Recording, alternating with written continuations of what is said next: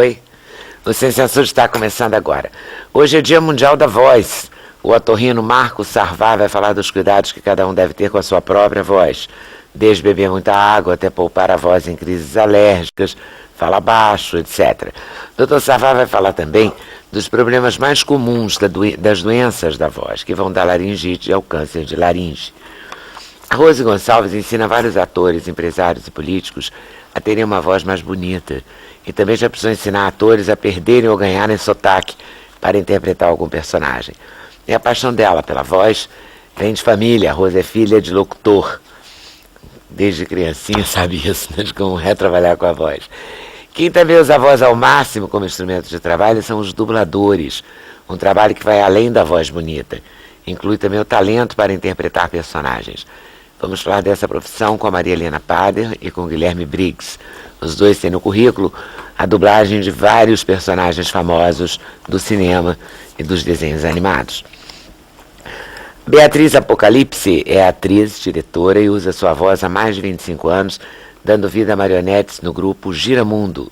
Ela vai falar desse trabalho com teatro de bonecos e do mais recente espetáculo do grupo, Aventuras de Alice no País das Maravilhas. Para a realização desse programa, contamos com a participação de vocês, nossos debatedores fixos, por telefone, por fax, por e-mail ou pelo Twitter. No Dia Mundial da Voz, a gente fala da campanha da voz, com o Dr. Marco Sarvá. Já é a 15ª? Exatamente. Começou em 99, né? E vem aí crescendo e se mudando a cada... Dizem que aquilo que não muda, né, acaba, né? Tem que mudar, tem que realmente pegar outro aspecto para se tornar novo, interessante, né? E qual é o aspecto? O aspecto é de divulgação um pouco mais ampla até do que a própria voz e falar da saúde como um todo, nessa área dos órgãos de comunicação, né? Que é a audição, que é o equilíbrio, né? Que é o bom sono, né? Sem bom sono não se tem boa voz, não se tem boa disposição. E focar também, claro, lembrar da voz, desses aspectos todos da garganta, da laringe, da comunicação como um todo, né? De se proteger, porque quem não se comunica realmente sofre, né? As pessoas que têm dificuldade de comunicação acabam tendo outros problemas, né? Problemas sociais, problemas profissionais, né? E por vezes doenças sérias, né? Como por exemplo o câncer da laringe, que ainda é muito negligenciado no Brasil, e ele não é bem diagnosticado precocemente. E como é que se faz um diagnóstico de câncer de laringe? Seria estar atento exatamente ao grupo de risco, primeiramente, né? O tabagismo, o etilismo, os fatores de acidez e refluxo. Quem fuma, quem bebe, quem tem refluxo. Tem que estar mais ligado, tem que estar mais atento e, eventualmente, ser examinado para acompanhar o desenvolvimento. Na vida real, o que é mais atento? Assim? É ir ao médico uma vez por ano? É o quê? A história desses pacientes, em geral, é chegar no Brasil, é chegarem num estágio avançado. Chegar quando a situação já está há 6 meses com sintoma. 3 a 6 meses com sintoma. E isso realmente... A pessoa ficar 15 dias com incômodo na garganta, um pigarro, uma dorzinha, uma dificuldade para engolir, uma inflamação, uma rouquidão, isso é aceitável até 15 dias. Depois de 15 dias com isso, tem que ser visto, né? Ou seja, no prazo máximo de 1 mês. Essas pessoas, quando isso acontece, se tem, não é necessariamente vão ter câncer todas elas, de forma alguma, mas se tiver alguma coisa nesse sentido, tem chance de ser tratado. 90% de chance de cura com o tratamento na fase inicial. Então é um tipo de alteração que, quando visto cedo, 90% de chance de cura. Quando visto tarde, isso cai drasticamente para 40%. E como é que é visto cedo? Que tipo de exame se vê isso? É um exame de laringoscopia, um exame que se vê a corda vocal, se vê a laringe como um todo, e vai se detectar. Digamos, é fácil de se ter uma ideia de suspeita. São lesões bem características, são pequenas placas, pequenos enrugamentos avermelhados ou placas brancas, né? É diferente de edema? Totalmente diferente de edema, de inchação, de nódulo. Nódulo vocal, por exemplo, as pessoas pensam que é algo maligno, mas não é uma coisa benigna, totalmente de trauma e de certo abuso vocal, né? Pólipos, pequenas lesões desse tipo. Em geral, se consegue visualmente, não 100%, mas se tem uma boa ideia, ó, isso é para o lado benigno, isso é para o lado potencialmente maligno, temos que biopsiar, tem que ressecar, tem que tratar. E o potencialmente maligno faz a biópsia? Faz a biópsia. Sempre se deve, quando se há suspeita de algum tumor, fazer uma biópsia, que é uma coisa, uma anestesia geral, por vezes até local se consegue, né, em pacientes mais tolerantes, ou seja, de pouco sofrimento para se ter um diagnóstico e se ter uma conduta traçada com antecedência, né, e se chegar a um tratamento que em geral também são bem simples na fase inicial. Né? Tratamentos de ambulatoriais, o paciente é tratado de forma rápida, né? Com uma pequena cirurgia em que vai para casa no mesmo dia, etc. Esse é o prognóstico inicial. Só que as pessoas, infelizmente no Brasil, 90% chegam na fase avançada depois de muito tempo. Seja porque não estão ligados, às vezes pacientes que têm condições econômicas de acesso deixam passar muito tempo, ou aqueles que têm um problema da rede pública realmente de alcançar, de romper a marcação de uma consulta, de uma biópsia e de uma cirurgia, às vezes ficam na fila, infelizmente, aguardando. E, de modo geral, os planos de saúde cobrem essa biópsia, essa laringoscopia? Sem nenhuma, chama-se mesmo? Sem nenhuma laringoscopia ou videolaringoscopia, dependendo do método. Ou seja, isso é tudo bem coberto pelos planos, isso são procedimentos usuais, não tem restrições, né?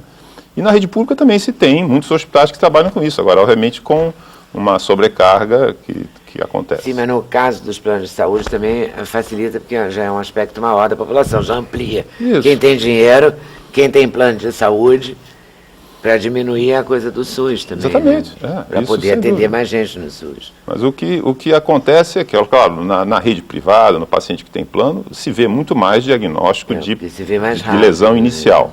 Mas existem, infelizmente, isso é um alerta que sempre me surpreende quando vejo uma pessoa que tem acesso, que tem condições, deixar passar. Né? E às vezes eu já vi comentários de eu não tive tempo, estava muito ocupado, né? Achei que ia passar. Né? São coisas às vezes que cabe, às vezes até a família ou os amigos que estão em volta, se vê uma pessoa pigarreando, tossindo, com dor na garganta, reclamando, rouco, dá uma sacudida. Eu acho que é um pouco o objetivo de toda a campanha, né? De criar um clima de vamos lá, vamos se tratar, né? Vamos buscar atendimento. Né? E nem tudo é maligno, as coisas benignas, então, nós temos uma população grande de pessoas que sofre do que chamada disfonia, né? Ou seja, de mau uso da voz, que pode ser por abuso, simplesmente pessoas, por exemplo, que dão aula o dia inteiro e começam a ter, a voz começa a cansar, começa a sofrer com isso, começa a ter um desgaste, né? E tem doenças, por exemplo, doenças raras, que também são negligenciadas, pessoas com tremor vocal, por exemplo, né? Pessoas que falam tremendo, a voz começa a...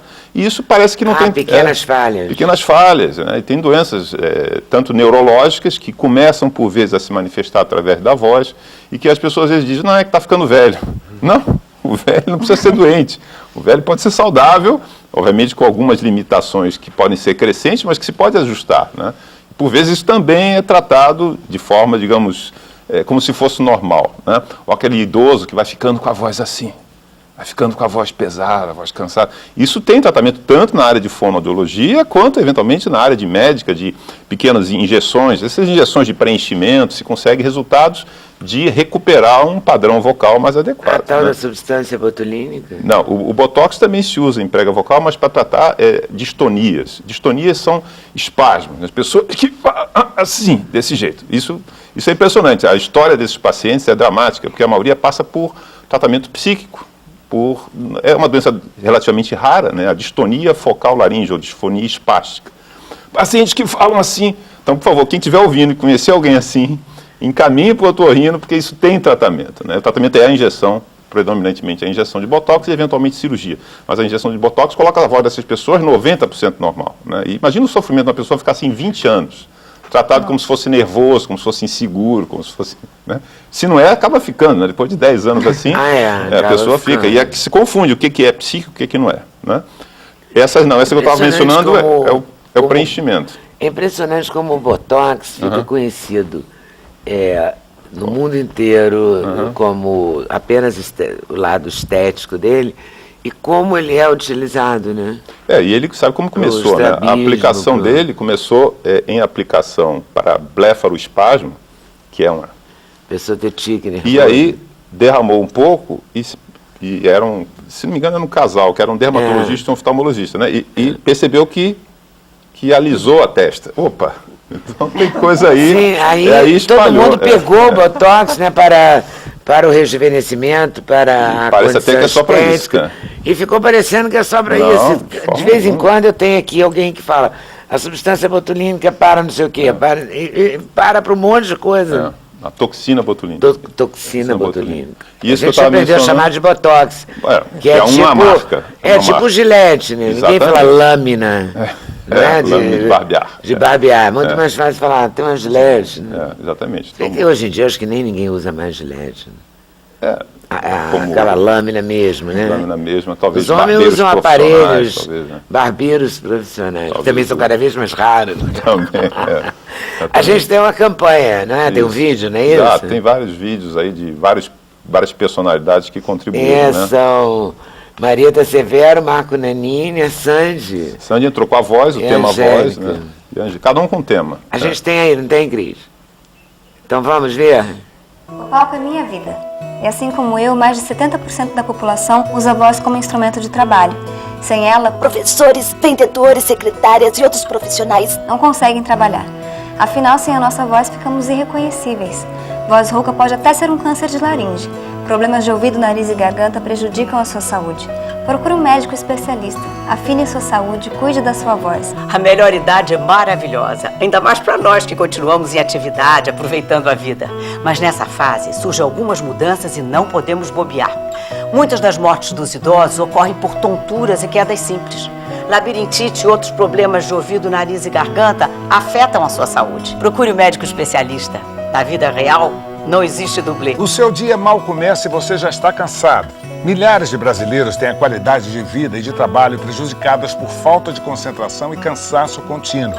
Amigo, acorda, nós estamos gravando. Ronco, apneia do sono, problemas respiratórios e outros de ouvido, nariz e garganta atrapalham a sua rotina. Concentre-se na sua saúde. Procure um médico especialista. Você sabia que muitas crianças com dificuldade de aprendizado têm algum problema de audição? E que muitas vezes seu filho tem notas baixas ou anda meio desligado na aula porque não respira bem? É isso mesmo. Problemas auditivos e de respiração atrapalham o aprendizado. Quem ouve bem, aprende melhor. Problemas de ouvido, nariz e garganta atrapalham o aprendizado das crianças. O futuro do Brasil precisa ter nota 10. Procure um médico especialista. Acesse ouvido-nariz-e-garganta.org.br. Tá dado o recado. Agora eu... Super recado, obrigado. Super recado. Super elenco. Labirintite. Outro dia o motorista do ônibus, um dos 300 acidentes com ônibus no estado do Rio recentemente, um deles, o motorista teve uma crise de labirintite. Eu vou te explorar um pouquinho. Claro. Sei que você veio falar da voz, mas quais são os sintomas de uma crise de labirintite? A vertigem, a sensação de tonteira, né? E ela pode ser, digamos, permanente, mas tipo assim, fica tudo ser... preto, é isso? Não, a pessoa cai mesmo. Não, isso já seria outra área que a crise vertiginosa de origem labiríntica não dá essa perda de consciência ou esse obscurecimento visual, né? Geralmente é por movimento rotatório, como se eu rodasse para cá e eu, de repente, perco a noção exatamente de posição. Né? E se tiver a direção, né, e posso ter, geralmente vem com náuseas e vômitos, né, em crises mais intensas. Mas pessoas, por vezes, por várias causas, um hipertenso, um distúrbio metabólico, ou seja, açúcar no sangue, distúrbio de lipídios, né, questões hormonais, problemas de coluna, o sono, o que dorme mal cronicamente, motorista que dorme mal cronicamente, que é hipertenso, que está pronto para ter um problema, quer dizer, ele não está em condições ideais para a prática daquela profissão. Praticamente uma bomba relógio. Bomba relógio. E isso imagina, nas estradas e falam do álcool. Eu diria que álcool é importante, né, sem dúvida, mas estudar o sono, como é que uma pessoa pode ser motorista profissional noturno, com carga horária que a gente sabe que estica ao máximo, tomando, por vezes, cafeína e outras drogas para se manter, para se ligar, para poder chegar e marcar o ponto na hora certa do tempo do compromisso. E esse sujeito está na estrada à noite. E, por vezes, tem as suas tonteirinhas e, eventualmente, depressão. E aí, onde é que nós estamos indo em relação ao controle de qualidade da estrada, para a gente não morrer na estrada, que parece uma coisa totalmente absurda, né? Isso ainda acontecer, né?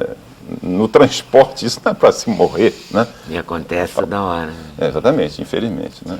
É isso. Eu acho que realmente estar atento, uma das coisas que se tenta no Brasil é tornar obrigatório o estudo de sono em motoristas profissionais, de estradas em especial, né? E as pessoas também estarem atentas, né? Quer dizer, se a pessoa sente, por vezes considera que tem uma tonteirinha, vai passar. Pode ser que passe, mas tentar entender a causa, buscar, existem formas de estudar isso. E a repetição, né? Também. Repetição. Né? Você pode, sei lá, levantar um dia, não comeu direito, né? Levanta abruptamente, pode ter uma tonteirinha ali e foi. Só foi aquele episódio. Seria a principal causa, né? São as 3 causas principais, né? A causa postural, né? Quer dizer, pessoas que realmente com a idade Aquela capacidade de estar deitado e pular em pé, isso é para o jovem. O idoso, se fizer isso, provavelmente vai ter uma perda de ajuste de pressão. Tem que levantar mais Mais devagarinho. devagar, né? Questões emocionais, né? A fadiga crônica, isso tudo são causas importantes, né? É isso. E essa coisa da voz ficar nasalada, voltando para a voz de vez em quando? Pois é. Aí a pessoa se entope de remédios para o nariz. Isso é uma outra questão que merece também outra campanha, que é falar assim, as pessoas precisam respirar bem, né? E por vezes isso aí, quem não conhece a pessoa que respira mal ou que começa a pingar remedinho de nariz, aqueles remédios com tarja preta dizendo o seguinte, não use mais de 5 dias. Aqueles remédios todos que desentopem o nariz, fora o soro fisiológico. O soro fisiológico pode-se usar, mas eu digo, esses remédios chamados vasoconstrictores, todos eles têm, em geral, nafasolina, que é uma droga para ser utilizada, por exemplo, eu estou muito gripado, estou muito entupido, vai passar, daqui a 2, 3 dias vai passar, então eu pingo aquilo para me aliviar durante o dia, para não ficar nasalado e poder dormir respirando adequadamente. Aquilo é para usar assim, 2, 3, no máximo 5 dias. As pessoas passam a usar aquilo cronicamente. E daqui a 15 a 20 dias de uso contínuo daquilo, se eu pingar 3 vezes por dia, daqui a pouco eu preciso pingar 4, daqui a pouco 5, daqui a pouco 6. É quase uma droga, né? É uma droga em que o nariz reage, vamos, cada vez ele fecha mais e tem pessoas que andam com um frasco aqui, um no carro, um na gaveta do escritório, um em casa e entupidos. Né? E isso é realmente uma situação E o que impressionante. faz para desentupir? Pois é, ele precisa entrar num regime... Roto-Ruter. Não, a cirurgia até pode se pensar, mas em geral esses pacientes não precisam de cirurgia, eles precisam entrar num... Por que ele entrou nesse regime, por exemplo? Ele tinha um problema alérgico, que muito obstruído, começou a pingar e aquilo acabou trocando. A alergia passou a ser uma rinite medicamentosa. Ele tem a rinite alérgica laqueta, ou não sabe nem que fase está, mas ele já criou um outro problema em cima. Ele pode ter tido uma gripe prolongada, um processo gripal muito... que ele, em vez de tomar comprimidos, que seriam ajuda para desentupir, ele carregou tudo na gota. E aí entrou no processo crônico. Isso tem solução com medicamentos e um tempo de tratamento um pouco mais longo, mas resolve bem, né? Mas tem muita gente entupida, Tem muita gente muita, quem não conhece, né? E isso também E merece que tem um tratamento. remedinho em cada canto. Impressionante. As recomendações para ter uma voz melhor. Além do não fumar, não falar alto numa festa bate-estaca, né, por Exato. exemplo. Não é? Porque hoje em dia a música é tão alta, é tão violenta, né, tão forte, que para você... Eu não sei para que a gente vai à festa e quer conversar, porque festa é para não conversar. É Não, ensurdecedor. mas se você conversar no dia seguinte, você não tem voz. Tem a história do gengibre também, que funciona? O gengibre, Cravo. o gengibre é um Maçã. anti-inflamatório, né? Existem até medicamentos com gengibre. A questão do uso dele como substância é que a gente não tem muito controle sobre dose, né? Tudo pode ser bom dependendo da dose. Então, vou colocar quanto de gengibre? Quanto de sal eu coloco? Não sei quanto. Eu vou botar 2 pitadas? Quanto é a pitada? Quanto é que é bom? O que faz bem? Porque tudo pode fazer bem numa dose, pode ser insuficiente, pode ser adequado, pode ser abusivo. Essa determinação é que... Eu digo sempre que essa questão de medicina caseira ou natural é o seguinte, não adianta uma coisa que funciona para 30% das pessoas. Funciona para 30% das pessoas, mas tem que funcionar para 80%. Ou a gente vai aceitar um remédio que funciona para 30%. Se eu começar a passar um remédio que funciona com 30%, eu vou ter muita gente reclamando que não está funcionando. Então a gente precisa de algo que funcione. Então, na verdade, os medicamentos que parecem assim meio de comércio, eles na Mas verdade gengibre ajudam. não é um medicamento. Existem alguns medicamentos com gengibre, né? E teoricamente isso funciona para algumas pessoas. Então eu digo, em resposta ao que você estava dizendo, quer dizer, observe os seus limites, né? Certos cuidados, pode testar, essas coisas não são destrutivas, mas observe se isso está tendo um efeito benéfico ou, que acontece, por exemplo, nesses substâncias meio cáusticas, que dão uma ardênciazinha, uma sensação agradável, Depois que alivia aquela sensação de mau uso que precisava ser tratada com a fono.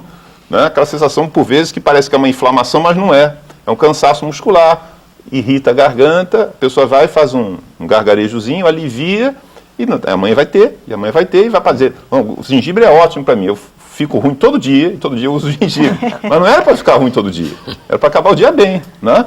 E isso aí é uma indicação precisa, nesses casos relacionados ao uso da voz, de fazer a terapia vocal, o ajuste todo. Eu já vi cada coisa nisso, já vi gente usando, já usei, barbaridades.